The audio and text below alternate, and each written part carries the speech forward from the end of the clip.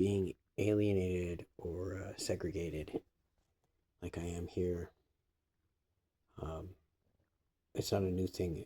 I read a lot of books.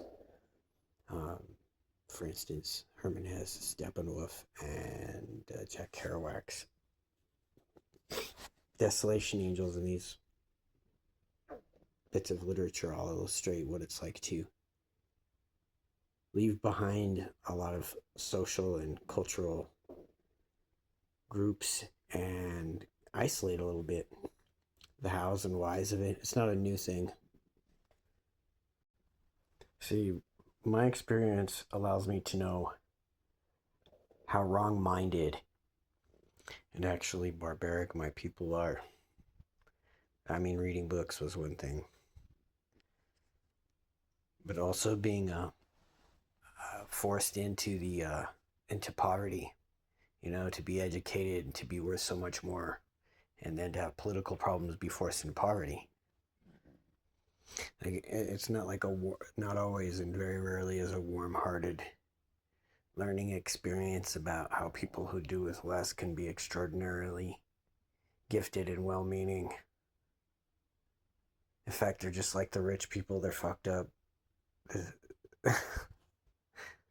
I mean, I get it. They're brainwashed, and there's like a big media campaign to completely enslave, I guess. I mean, I don't know. You lie to people about things that are so important so much. I guess it's to enslave them, to get them to do what you want by lying to them and threatening them is basically all there is to it. But and so that separates me from people. It's like, well, I'm not really brainwashed into it. I'm like, I recognize propaganda.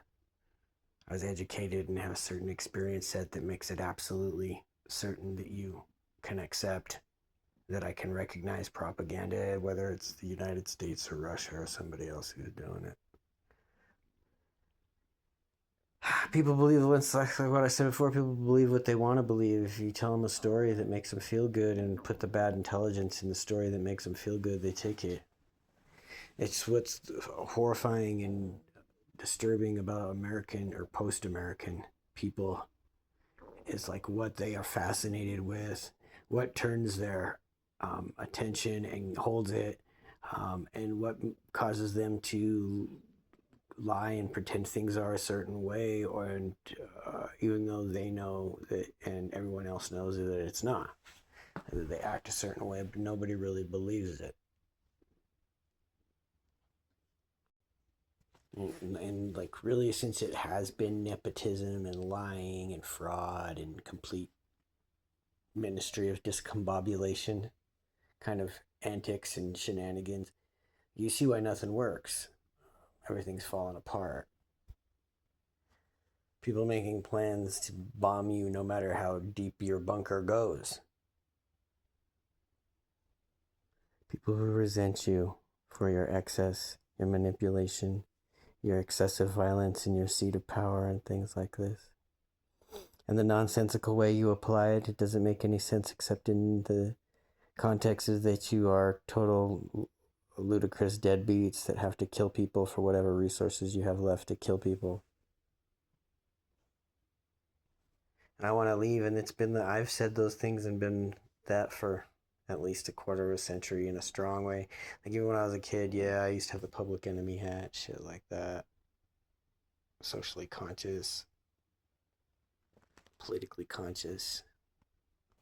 And my life is really complicated too, and parts of it people wouldn't believe. Like I'm alienated and segregated anyway, because what if I told you the story about this and that and the Russians or whatever, or the vampire gang? Like sometimes people believe me and they laugh because it's kind of anecdotal at this point.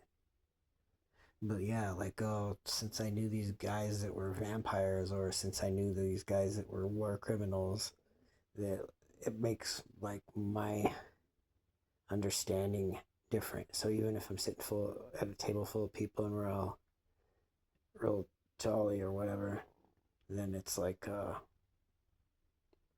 well, sure, we can carry on. And like I enjoy it somewhat and like would probably benefit from those things, but it's political and people are threatened and ruined for not hurting me. So, and also part of my investigation and that I've come to some conclusions about, reveals that this culture is like a demonic rape gang, and that the reason that they nominated and elected their officials, even though that they knew they were extraordinarily deviant in their sexual behavior, is because that's who they are. Now you could say that even though it was in Penthouse and Playboy, the kind of stuff Clinton and Trump were doing even way back as long ago as the 90s, that you somehow just forgot that shit before you nominated and elect them president, is like one reason why I think you're fucking ridiculous and retarded.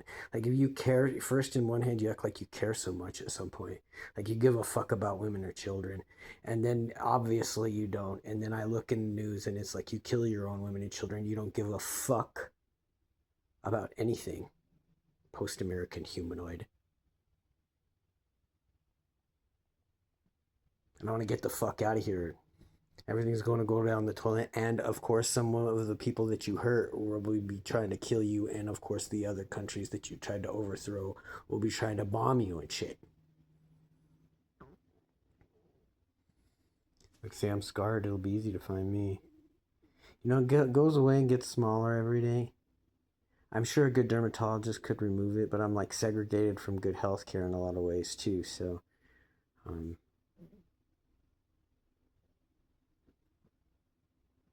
what is it? Being a cannabis farmer and working in the sun in Pueblo, Colorado, in the hot heat, doing things like running a blowtorch or pulling out and bundling weeds and things like that. It was for my health as well, but as soon as it stopped being good for my health, it's like no good anymore.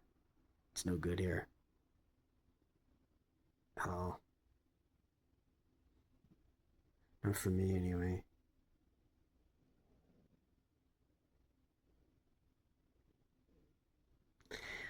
All I have to say for myself is, even though that a bunch of people be trying to kill me and set me up and ruin my life, that I'm still alive and I'm still not in prison.